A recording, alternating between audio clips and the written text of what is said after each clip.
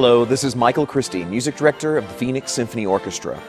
I can hardly believe that it's been over 90 years since Igor Stravinsky wrote his 3 revolutionary ballets, The Firebird, Petrushka, and The Rite of Spring. This backdrop wouldn't be unfamiliar to Igor Stravinsky.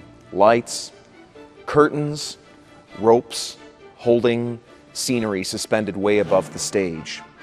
Stravinsky's revolutionary style in the music of the time would have been modern for those audiences, but for today's audiences, the idea of rhythm driving music so strongly doesn't quite ruffle our feathers like it did at the beginning of the 20th century. In his Petrushka, Stravinsky gives us another flavor of his musicianship, the incorporation of nationalist folk elements.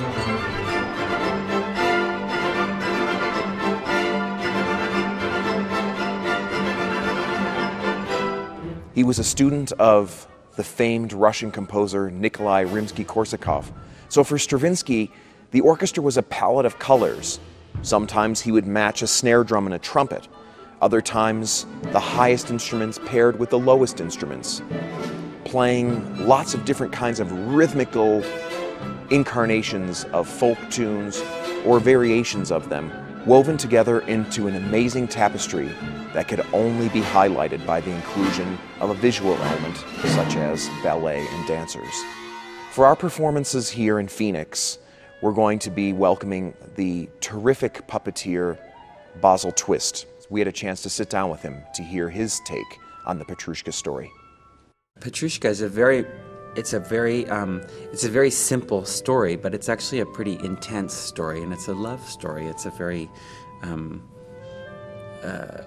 heartfelt story, these characters, and so there's a lot of acting involved in the puppets. So there's the storytelling element, which you need to express the feelings and the actions and the motivations of these characters. But the thing is that the characters are puppets. Like, they're supposed to be puppets.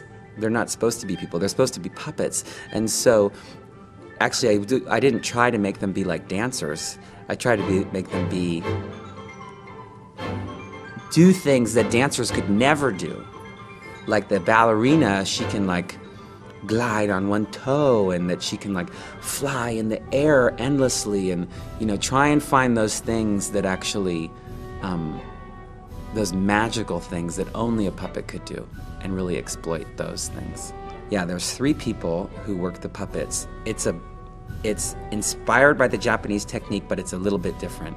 So one person works the head and the pelvis.